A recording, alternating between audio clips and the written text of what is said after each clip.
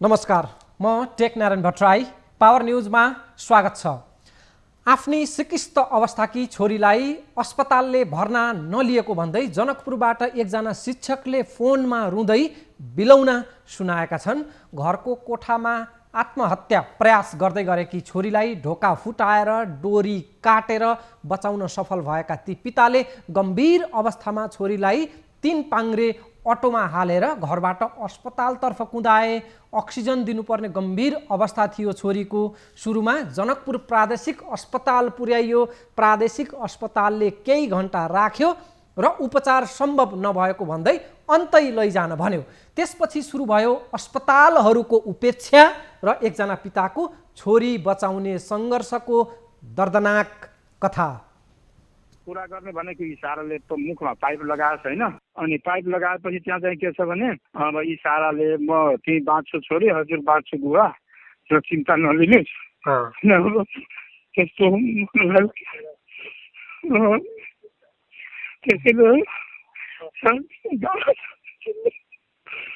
यो देशको राजनीतिको बिना पावरमा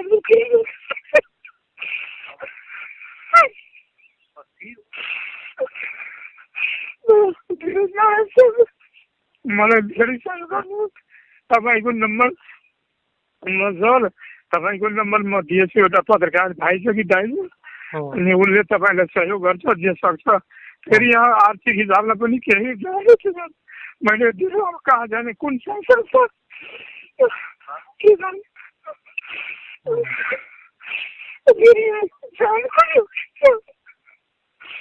नगर भने सबै मेरो डुब्न लाग्यो।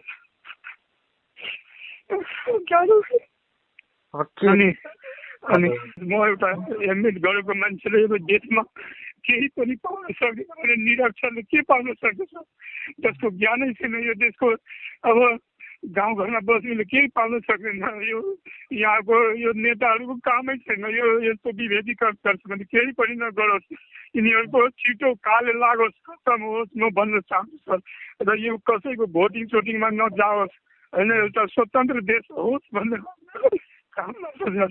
म हरेक मेरो विद्यार्थीले त्यही भन्छु, जब मानव सेवा गर्न सकेन, अब ठाउँ ठाउँको पहिचान अनुसार त्यो ठाउँ ठाउँको यस्तो सोच राख्छ, तब त यो भएन सर। यस्तो गर्व छ, अब देशमा बाँच्नु गाह्रो छ। म जस्तो एउटा बुझेको मान्छेले पनि आफ्नो समस्या परेको समस्या समाधान गर्न सकेन, बिना पैसाले अब सरकारले दिएको सुविधा पाउन सकेन भने त्यो साधारण मान्छेले के पाउन सक्छ सर?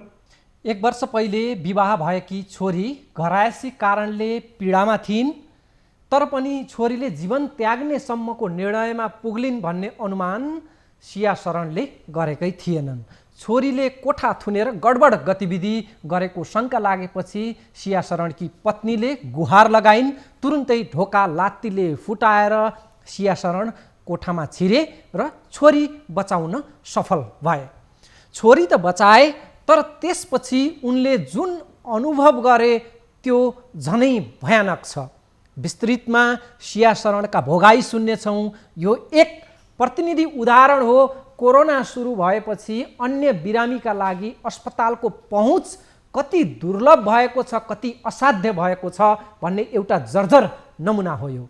घटनाक्रम कसरी सुरु भयो र एकजना पिताका दर्दनाक भोगाईको श्रृङ्खला कसरी अगाडि बढ्यो, यो सुनौ। तुरन्त विदिन 1 मिनट or 2 मिनट भित्रै मैले उसलाई चाहिँ छुवाइदिएँ, होइन, नत्र त्यो डक्टरहरूको भनाइअनुसार यस्तो केस त बाँच्नै सक्दैन।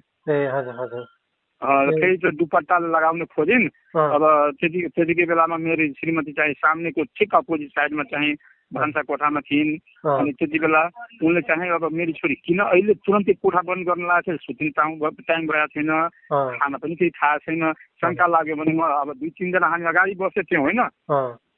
अनि त्यतिकै बेला त्यस्तो किन गाला मैले अर्को चाहिँ माटोको घर छ सर, म गरिब, धेरै गरिब छु सर। गरिबको कुरामा मैले सङ्घर्ष गरेँ। म एउटा ल्यान्डलेस मान्छे भएर पनि केही 2-4 पैसा आर्जन गरेर यस्तो ठाउँमा अलि पुगेछ सर।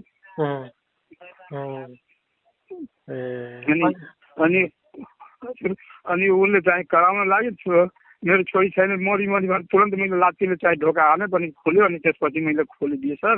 अनि एउटा डाक्टर साहब गाउँको जो प्र्याक्टिसनर हुनुहुन्छ उहाँलाई बोलाउँदा तुरन्तको मतलब तुरन्त अनि उहाँले के भन्नु अब सर यसलाई छिटै लग्नुहोस् न त यो गाह्रो छ तुरन्त एउटा अनि उसलाई चाहिँ फोन गर्यो के भन्छ ट्याक्सीवालालाई त्यो 3 चक्का हुन्छ नि त्यसलाई अनि उसले चाहिँ तुरन्तको तुरन्त मतलब अन्धाधुन अगाडि पुलिसले रोक्छ सर भन्यो भने भएन पुलिससँग म गर्छु झगडा गर्नु पर्यो भने तिम्रो छोरीलाई हस्पिटल पुर्याइदियो भने ल ठिक छ तर अञ्चल हस्पिटलमा जनकपुरको अञ्चल हस्पिटलमा त्यहाँको डाक्टरहरूलाई भन्दाखेरि त्यो लेख्न लाग्यो होइन त्यो लेख्नु जरुरी छ भन्छ इमर्जेन्सी त्यहाँ त म भन्छु सरकारले अञ्चल अस्पताल बेकारमा दिएछ प्राइभेट जनताको पैसा लागे पनि सर त्यो त गाह्रो छ जीवन गाह्रो छ सर तिनीहरू जीवन बचाउनुभन्दा चाहिँ खतम पारिसकेछ त्यसो छ मेरो घटना मात्र होइन सर धेरैको यस्तो भएछ अनि उहाँको के अचेत हुनुभयो उहाँ कि होसमा हुनुहुन्थ्यो सुरुमा ऊ सुरुमा चाहिँ एकदम होसमा छटपटिनु लागेको थियो सर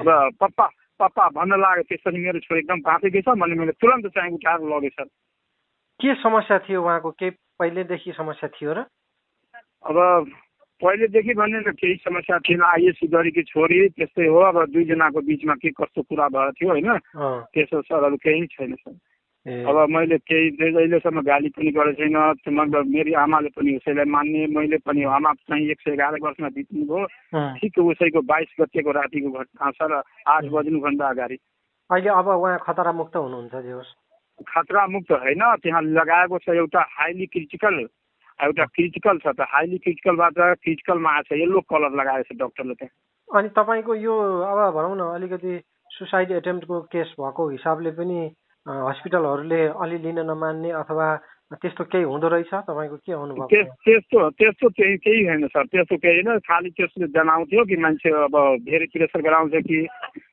अब त्यो 2 नम्बर प्रदेश भएर हो कि पिसिआरको कारणले हो कि तपाईँले चाहिँ मेरो पेसेन्ट मेरो छोरी क्रिटिकल छ उसलाई बचाउनु छ भनेर तपाईँले हस्पिटलका इमर्जेन्सीहरूमा एकदम भने सर कराएर गुहारे खुट्टा ढोगे सर तर त्यसले केही मानेन होइन तपाईँको पिसिआरको कारणले गर्दा यी भोसरीवाले लिँदैन तपाईँको यो काठमाडौँको हस्पिटलहरूमा कुरा गर्दाखेरि तपाईँलाई सिट छैन भन्यो कि पहिला भन्थ्यो पिसिआर टेस्ट गराउनु भएको छ अनि पिसिआर कसरी गराउने जनकपुरमा भन्यो भने अहिले गराएपछि 2 बजे कसैले 8 घन्टा कसैले 4 घन्टा पछाडि दिन्छु कोही डाक्टरले भन्थ्यो होइन जनकपुरको पिसिआरलाई मान्दैन होइन विभिन्न किसिमको मेरो त साइन्स छ एकदम म होपलेस भइसकेको थिएँ सर मेरो टेन्सन भइसकेको थियो होइन ए भनेको उता जनकपुरको पिसिआरलाई काठमाडौँको हस्पिटलहरूले नमान्ने रहेछ हो त्यो अरू कुराहरू साथीहरू जो डाक्टरहरू कि को जो थियो नि त्यो वरिपरि मेरो म रुन कराउन लागेको थिएँ वरिपरि त्यही भनिरहेको थियो सर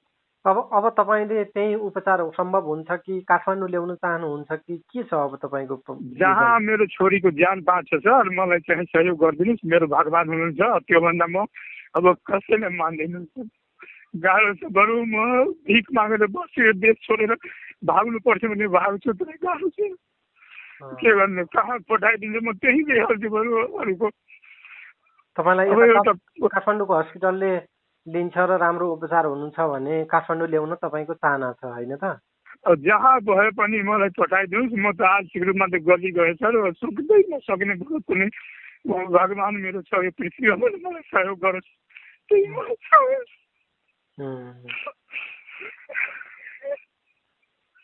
अब नरुनुहोस् अब हिम्मत गर्नुपर्छ होइन अब मान्छेलाई पर्छ अब यस्तो कुराहरू आफूले आँट लिनुहोस् छोरीलाई साथ दिनुहोस् होइन छोरीलाई हिम्मत दिनुहोस् तपाईँ झन् कमजोर हुनुभयो भने झन् गाह्रो हुन्छ नि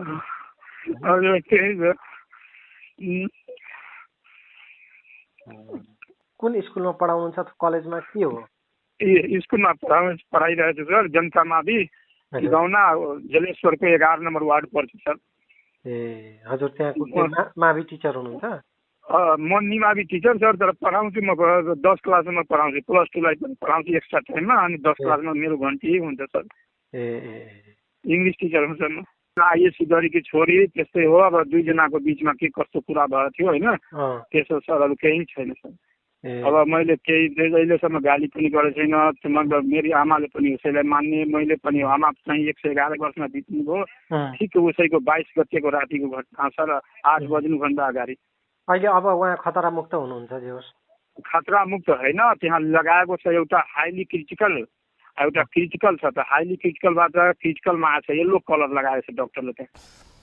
हप्ता दिनसम्म छोरीका लागि अस्पताल खोज्दै पिता सियाशरण यादव भौतारिए।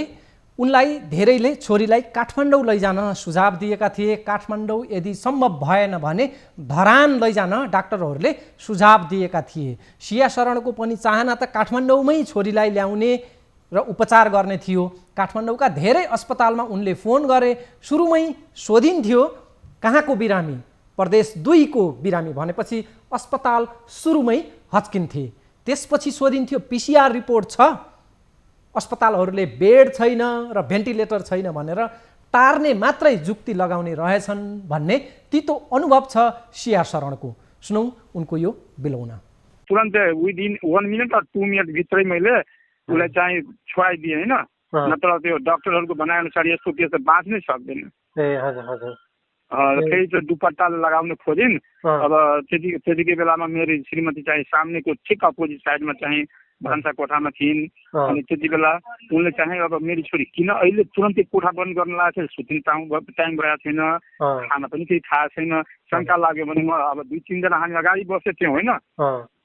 अनि त्यतिकै बेला त्यस्तो किन गाला मैले अर्को चाहिँ माटोको घर छ सर, म गरिब, धेरै गरिब छु सर, गरिबको कुरामा मैले सङ्घर्ष गरेँ। म एउटा ल्यान्डलेस मान्छे भएर पनि केही 2-4 पैसा आर्जन गरेर यस्तो ठाउँमा अलि पुगेछ सर। अनि उसले चाहिँ कराउन लाग्यो, मेरो छोरी छैन मरी भनेर तुरन्त मैले लात्तीले चाहिँ ढोका हालेँ पनि खोल्यो। अनि त्यसपछि मैले खोलिदिएँ सर। अनि एउटा डाक्टर साहब गाउँको जो प्र्याक्टिसनर हुनुहुन्छ उहाँलाई बोलाउँदा तुरन्तको मतलब तुरन्त। अनि उहाँले के भन्नु, अब सर यसलाई छिटै लग्नुहोस् न त यो गाह्रो छ, तुरन्त एउटा। अनि उसलाई चाहिँ फोन गर्यो, के भन्छ ट्याक्सीवालालाई, त्यो 3 चक्का हुन्छ नि त्यसलाई।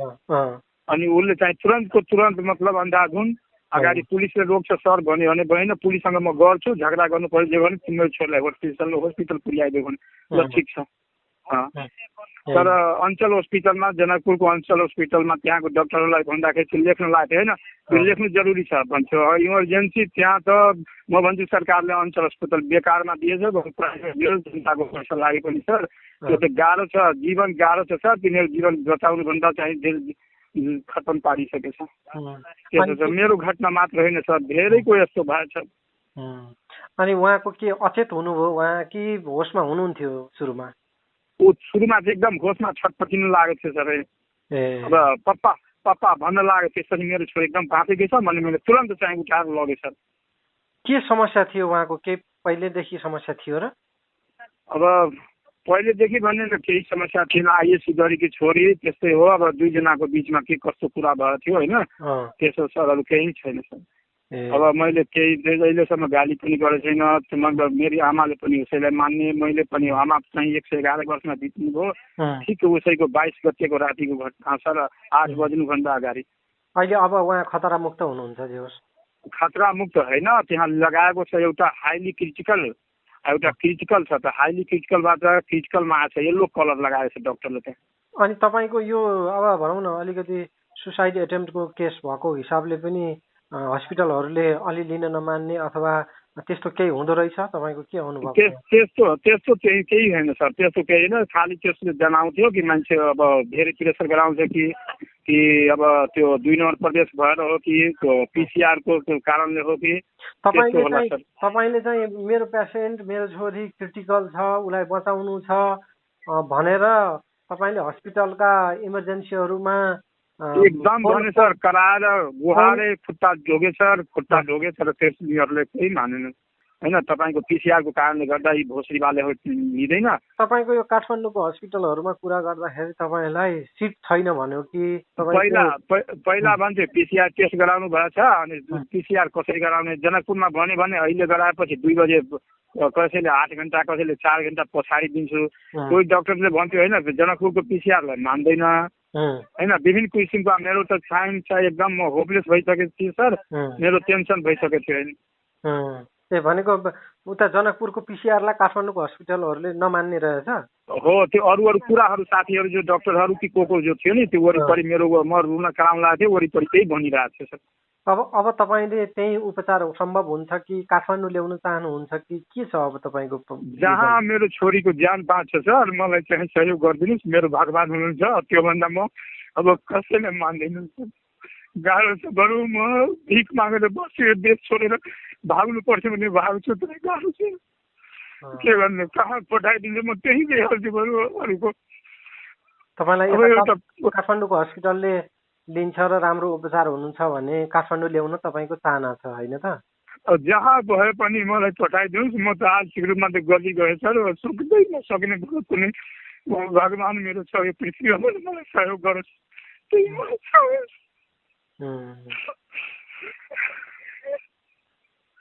अब नरुनुहोस्, अब हिम्मत गर्नुपर्छ होइन। अब मान्छेलाई पर्छ अब यस्तो कुराहरू, आफूले आँट लिनुहोस्, छोरीलाई साथ दिनुहोस् होइन, छोरीलाई हिम्मत दिनुहोस्। तपाईँ झन् कमजोर हुनुभयो भने झन् गाह्रो हुन्छ नि। हजुर त्यही छ। कुन स्कुलमा पढाउनुहुन्छ, कलेजमा के हो? स्कुलमा पढाइरहेको छु सर, जनता मावि गाउना जलेश्वरको 11 नम्बर वार्ड पर्छ सर। ए हजुर, त्यहाँ मावि टिचर हुनुहुन्छ? म निमावि टिचर सर, तर पढाउँछु म 10 क्लासमा पढाउँछु, +2लाई पनि पढाउँछु एक्स्ट्रा टाइममा, अनि 10 क्लासमा मेरो घन्टी हुन्छ सर। इङ्ग्लिस टिचर हुँ सर म। सुरुमा बिरामी छोरीलाई सिया शरण यादवले जनकपुर मेडिकल कलेजमा लगेका थिए। त्यहाँ उपचार सम्भव नभएपछि एम्बुलेन्समा पम्पबाट अक्सिजन दिँदै पुर्याइयो जानकी मेडिकल कलेज जनकपुरमा। सुरुमा प्रदेश अस्पताल, त्यसपछि जानकी मेडिकल कलेज जनकपुरमा। बिरामीलाई मेडिकल कलेजले गेट बाहिरै घन्टौँ कुरायो। कोरोना रिपोर्ट नभएको र अस्पतालमा बेड पनि खाली नभएको भनेर त्यहाँ भर्ना लिन इन्कार गरियो।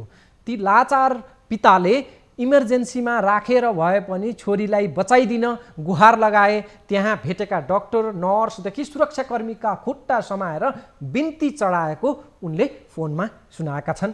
त्यहाँ घन्टौँको प्रयास विफल भएपछि उनले छोरीलाई जनकपुरकै काव्य हस्पिटलमा लगे। काव्यमा पनि चाहेको उपचार सम्भव नहुने भएपछि उनले प्रदेश 2 कै स्तरीय अस्पतालहरू र काठमाडौँका अस्पतालहरूमा छोरीको उपचारका लागि सम्पर्क गर्न सुरु गरे। उनले आफ्ना चिनजानका नातेदारहरूलाई पनि गुहार लगाए। डाक्टरहरूले बिरामीको अवस्था गम्भीर रहेकोले छिट्टै काठमाडौँमै लैजान सुझाव दिएका थिए। काठमाडौँका अस्पतालहरूले प्रदेश नम्बर 2 को बिरामी भनेपछि सकभर भर्ना लिन इन्कार गरेको तितो अनुभव उनले सुनाएका छन्। त्यसमाथि PCR रिपोर्ट नेगेटिभको प्रमाण नभए त यहाँका अस्पतालहरूले ठाडै भर्ना लिन अस्वीकार गर्ने रहेछन्। उनका लागि दोस्रो रोजाइको विकल्प थियो धरानमा पनि उनले भोगेको उपेक्षा निकै भयानक छ। एकजना पिताको आँसुले यति बेला नेपाली आम नागरिकहरूको पीडा बयान गरिरहेको छ। उनी त एक प्रतिनिधि पात्र हुन्, तर यति बेलाको यो व्यथा धेरै नेपालीहरूको छ। त्यसैले पनि हामीले यो विषयलाई प्राथमिकताका साथ उठाइरहेका छौँ। एकजना पिताको दर्दनाक कथा हो यो, सुनौ। एक लाचार पिताको यो थप अन्तिम उनले अस्पताल चाहदाको पीडादायी अनुभव।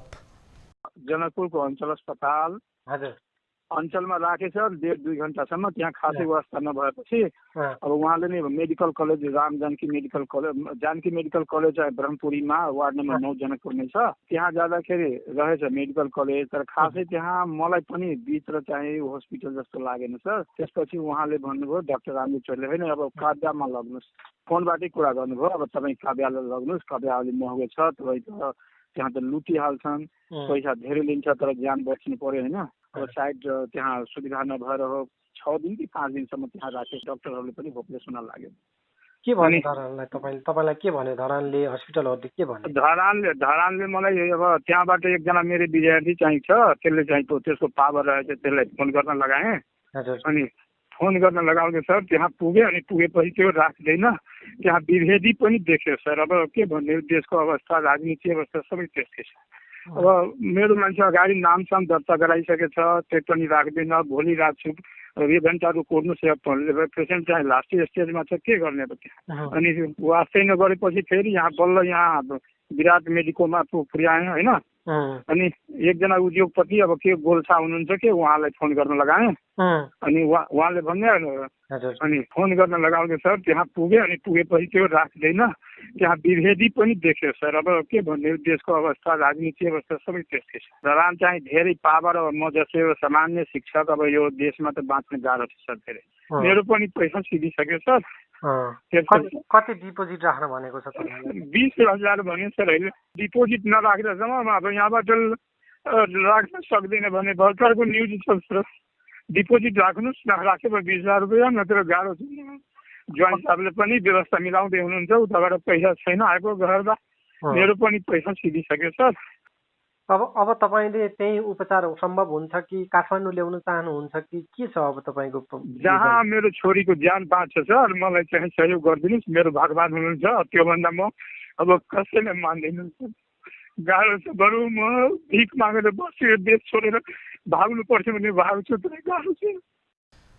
दर्शकबिन हामीले सुनेका छौँ मेयर विद्यासुन्दर साक्य काठमाडौँको तारे होटलमा आइसोलेसनमा बसेर कोरोना मुक्त भएर उहाँ डिस्चार्ज हुनुभएको छ। यसअगाडि हामीले सुनेका थियौँ प्रदेश नम्बर 2 खास गरी पिरगन्जका मेयर पनि कोरोना सङ्क्रमित हुनुभएको थियो। उहाँका लागि पनि तारे होटल जुरेको थियो। तर नागरिकहरूको अवस्था यस्तो छ। अस्पतालको सेवा कसरी प्रभावकारी बनाउने खास गरी कोरोनाभन्दा बाहेकका अन्य बिरामीहरूका लागि भनेर त्यसको व्यवस्थापन गर्ने र त्यसको अन्य रोगका बिरामीहरूको सेवाको ग्यारेन्टी गर्ने नेपाल सरकारको दायित्व हो। तर अहिले यति बेला कोरोनाको डरका कारणले अस्पतालहरूले सहजै बिरामीहरूलाई भर्ना लिन सकेका छैनन्। काठमाडौँ सबैभन्दा सुविधा सम्पन्न अस्पतालहरू रहेको ठाउँ हो। बाहिरका बिरामीहरूलाई काठमाडौँ ल्याएर उपचार गर्नका लागि यति बेला निकै कठिनाई भइरहेको छ। त्यसको एउटा प्रतिनिधि उदाहरण हामीले आजको कार्यक्रममा प्रस्तुत गरेका छौँ र यसले समग्रमा अन्य रोगका बिरामीहरूले यति बेला कस्तो खालको समस्या भोगिरहेका छन् भन्ने कुराको त्यो कथा बयान गरिरहेको छ एउटा प्रतिनिधि उदाहरणको हिसाबले। अब हामी एउटा ब्रेकका लागि रोकिन्छौँ। ब्रेकपछि कोरोना सन्दर्भका अन्य रिपोर्टहरू हुनेछन्। ब्रेकपछि स्वागत छ। कोरोना सङ्क्रमणले नयाँ विश्व रेकर्ड बनाएको छ। आइतबार एकै दिनमा हालसम्मकै सबैभन्दा बढी सङ्क्रमित हुनेको रेकर्ड बनेको छ। यो नयाँ रेकर्ड हो। यो उच्च रेकर्ड बनाउनमा हाम्रो छिमेकी मुलुक भारत अग्रस्थानमा छ। उसको भूमिका भने अमेरिका र ब्राजिल त्यसपछि आउँछन्। यो एउटा रिपोर्ट छ जसले आइतबार एउटा विश्व नयाँ रेकर्ड बनेको बारेको तथ्यलाई बताउँछ।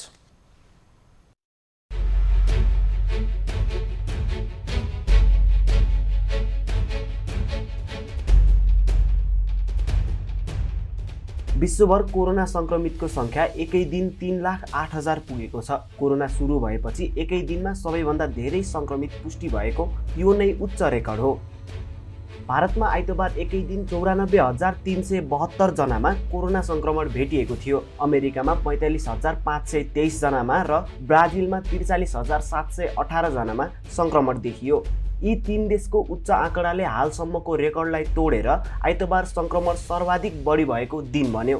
विश्व स्वास्थ्य सङ्गठन WHO ले एकै दिन अहिलेसम्मकै सबैभन्दा धेरै कोरोना भाइरस सङ्क्रमित भेटिएको जानकारी दिएको छ।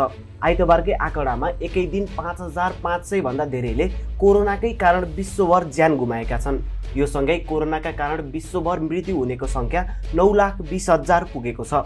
सङ्क्रमितको सङ्ख्या विश्वभर झन्डै 3 करोड नजिक पुगेको छ। भारतमा पछिल्ला दिन दैनिक 1000 माथि मृत्यु आँकडा टुटेको छैन। एकै दिनमा 1300 सम्म पनि भारतमा मात्रै मृत्यु हुने गरेको छ। अमेरिकामा पनि प्रतिदिन 1000 जनाको मृत्यु भएको आँकडा आइरहेको छ। सबैभन्दा बढी सङ्क्रमित र मृत्यु हुनेमा अमेरिका पहिलो स्थानमा छ। सङ्क्रमित सङ्ख्याका हिसाबले भारत दोस्रो स्थानमा छ। अमेरिकामा उच्च सङ्क्रमण दर पुगेर पनि अहिले घटेको हो, तर भारतमा भने रफ्तार घटेको छैन, बढ्दो क्रममा छ। आउँदा दिनमा भारतले विश्वभरकै सबै रेकर्ड तोड्ने सम्भावना देखिन्छ। विश्वकै सर्वाधिक सङ्क्रमित सङ्ख्याको रेकर्ड बनाउँदै गरेको मुलुक भारतसँग खुला सिमाना जोडिएको नेपालका लागि पनि आउँदा दिनहरू कोरोना सङ्कटबाट सजिलै मुक्त हुने छाटकाट देखिँदैन। भारतमा सङ्क्रमण जति तीव्र हुन्छ त्यसको असर नेपालमा पनि पक्कै पर्नेछ। नेपालमा सङ्क्रमण आयात भएको मुख्य स्रोत नै भारत रहेको छ। नेपाल भारत सीमा करिब अनियन्त्रित जस्तै छ। त्यसैले उताबाट सङ्क्रमण यता र यताबाट उता सङ्क्रमण सजिलै सरिरहेको छ। नेपालमा सोमबार सार्वजनिक भएको पछिल्लो 24 घण्टाको कोरोना सङ्क्रमितहरूको विवरण अनुसार देशभरमा 51 जिल्लामा 1170 जनामा कोरोना सङ्क्रमण पुष्टि भएको छ। विभिन्न प्रयोगशालाहरूमा भएको 10,878 परीक्षणमा 389 महिला र 771 पुरुषमा सङ्क्रमण पुष्टि भएको हो। यो सँगै नेपालमा सङ्क्रमितको सङ्ख्या सोमबार यो प्रसारण हुँदै गर्दासम्म 55,329 पुगेको छ। सङ्क्रमण पुष्टि भएका मध्ये 39,576 जना सङ्क्रमण मुक्त भइसकेका छन्। पछिल्लो 24 घण्टामा 879 जना निको भएका छन्। यसैबीचमा नेपाल एयरलाइन्सका पाइलट वरिष्ठ क्याप्टेन विजय लामालाई कोरोना भाइरसको सङ्क्रमण पुष्टि भएको खबर छ। सरकारी जहाजमा नेपाली सेना लिएर उनी सुडानका लागि उडेका थिए। 2 दिन अघि शान्ति सैनिकको टोलीलाई सुडान पुर्याएर फर्किएका पाइलट लामाको आइतबार स्वाब लिएको थियो। आज सोमबार उनको सङ्क्रमण पुष्टि भएको हो। क्याप्टेन लामासँगै सोही जहाजका अर्का एक क्याप्टेन समेत सङ्क्रमित भएका छन्। क्याप्टेन लामाले फोनमा हामीलाई बताए अनुसार अहिले कुनै शारीरिक कठिनाइ भएको छैन। सुडानबाट फर्किँदा टाउको दुखाउने समस्या देखिएपछि स्वाब परीक्षण गराएको लामाले बताएका छन्। उद्धार उडान सुरु भएसँगै नेपाल एयरलाइन्सले आफ्ना कर्मचारीलाई सोल्टी होटलमा क्वारेन्टिनमा राख्दै आएको छ। यसअघि पनि नेपाल एयरलाइन्सका 1 दर्जन उडान कर्मचारीमा कोरोना सङ्क्रमण देखिएको थियो। दर्शकबिन अब एउटा वीरगञ्जको रिपोर्ट छ। वीरगञ्ज पहिले कोरोनाको हट स्पटका रूपमा थियो। वीरगञ्जमा कोरोना सङ्क्रमण एकदमै तीव्र रफ्तारमा थियो, तर पछिल्लो 1 महिना यता वीरगञ्जको कोरोना सङ्क्रमणको रफ्तार केही मत्थर भएको छ र वीरगञ्ज केही तङ्ग्रिँदै आइरहेको त्यो विवरणहरूले देखिएको छ। वीरगञ्जको कोरोना एउटा सङ्क्रमणको घट्दो दरको सन्दर्भको एउटा रिपोर्ट हेरौँ।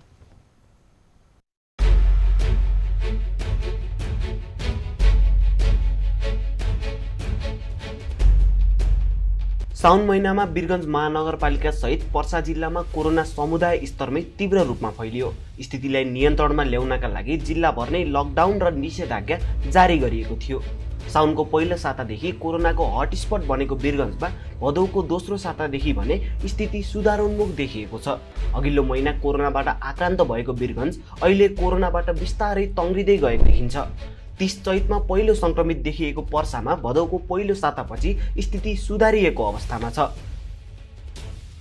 वीरगञ्ज पर्सा जिल्ला कोरोनाको हट स्पट पछिल्लो समयमा रहेको थियो। दैनिक चाहिँ 100 भन्दा बढीको सङ्ख्यामा चाहिँ कोरोना सङ्क्रमितहरू भेटिराखेको अवस्था थियो। तर अहिले चाहिँ विगत केही दिनदेखि एकदमै त्यो सङ्क्रमणको सङ्ख्या एकदमै न्यून हुँदै गएको छ। हिजो मात्रै चाहिँ करिब 300लाई टेस्ट गर्दाखेरि 2 जना मात्रै चाहिँ कोरोना पोजिटिभ भेटिएको छ।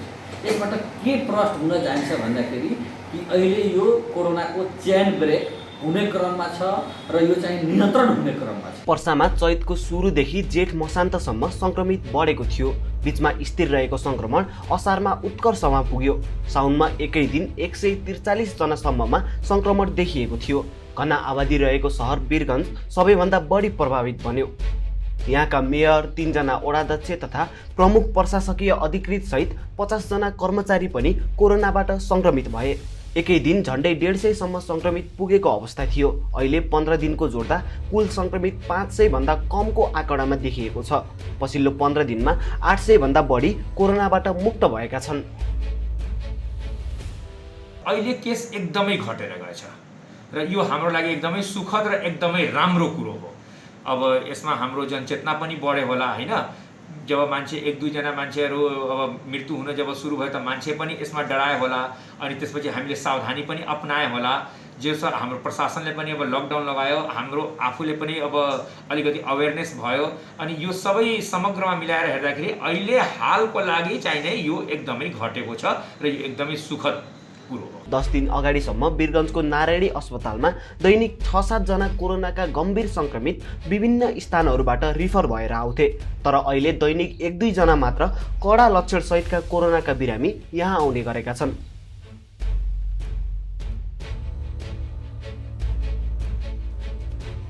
कसरी नियन्त्रणमा आयो त वीरगञ्जमा कोरोना?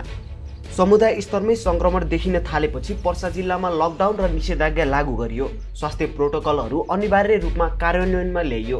वीरगञ्जका मेयर विजय सरावगीका अनुसार संक्रमण कम गर्नका लागि अभियान नै चलाइएको छ। खास गरी नागरिक चेतना बढाइएको र सुरक्षा मापदण्डलाई कडाई गरिएको छ। उनले अब संक्रमण कम भएसँगै बिस्तारै जनजीवन पनि सहज हुने विश्वास व्यक्त गरेका छन्। परीक्षण बढाउने, संक्रमितलाई अलग्याएर व्यवस्थापन र उपचार गर्ने र निषेधाज्ञा पालना गराउने 3 उपायबाट संक्रमण कम हुँदै गएको वीरगञ्जको अनुभव छ। पछिल्ला दिनमा वीरगञ्ज लगायत समग्र पर्सा जिल्लामा कोरोना संक्रमितहरूको संख्या घट्दो क्रममा रहेको छ। संक्रमितको सम्पर्कमा आएका, शंका गरिएका र संक्रमित क्षेत्रमा स्वाब परीक्षण व्यवस्थित गर्ने, संक्रमितका लागि अस्पतालको व्यवस्थापन र चिकित्सकीय सेवा पनि प्रभावकारी बनाउने र कोरोना विरुद्धको सचेतनाले पनि रोकथाममा ठूलो सहयोग पुर्याएको अनुभव छ। अहिले वीरगञ्जमा तुलनात्मक चहलपहल बिस्तारै बढ्न थालेको छ। जिल्ला सुरक्षा समितिको बैठकले पर्साको वीरगञ्ज महानगरपालिकामा 31 भदौसम्म निषेधाज्ञा जारी राख्ने निर्णय गरेको छ। निषेधाज्ञा कायम रहे पनि गत सातादेखि बजार तथा पसल आलो पालो प्रणालीमा खुल्दै आएको थियो। तर अब भने बिहान 11 बजेदेखि दिउँसो 4 बजेसम्म बजार खुल्ने भएको छ। औद्योगिक क्षेत्र पनि स्वास्थ्य प्रोटोकल पालना गरेर मात्र सञ्चालनमा आउन दिएको छ। झन्डै 40 दिनपछि बजार खुलेपछि अहिले चहल पहल बढेको हो। पसलमा आएका ग्राहकलाई सामाजिक दूरी कायम गर्ने र भिडभाड नियन्त्रण गर्ने सम्पूर्ण जिम्मेवारी सम्बन्धित व्यवसायीको हुने प्रशासनले जनाएको छ। उच्च सतर्कता अपनाएकै कारणले संक्रमण दर घटेर गएको जानकारहरू बताउँछन्। दैनिक 500बाट 300 को हाराहारीमा अहिले परीक्षण भइरहेको छ। पर्सा जिल्लामा हिजो बिहिबारसम्ममा 2426 जनामा कोरोना संक्रमण पुष्टि भएको छ, जसमध्ये 1630 जना निको भएका छन्। पर्सामा हालसम्म 42 जना कोरोना संक्रमितले ज्यान गुमाएका छन्। घरमै उपचाररत संक्रमित संख्या 35 जना छ।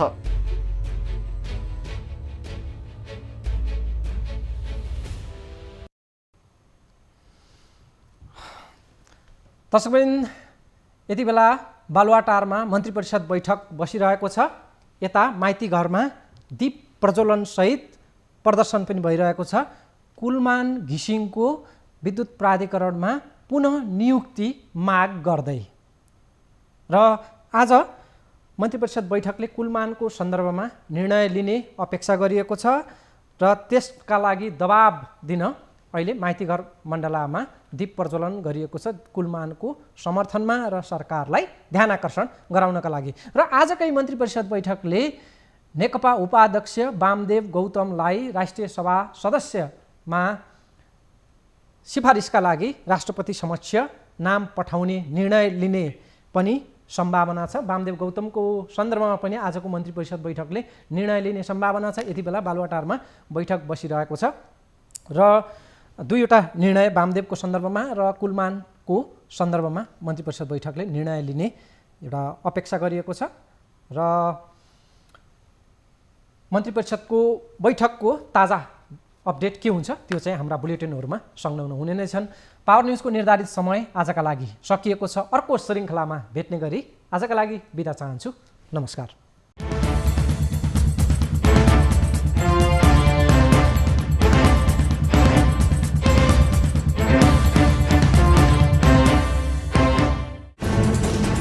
कोरोनाले सृजना गरेको सङ्कटमा पल पलका न्युज अपडेट र हर क्षेत्रको कभरेजका लागि न्युज 24 नेपाल युट्युब च्यानललाई सब्स्क्राइब गर्नुहोला।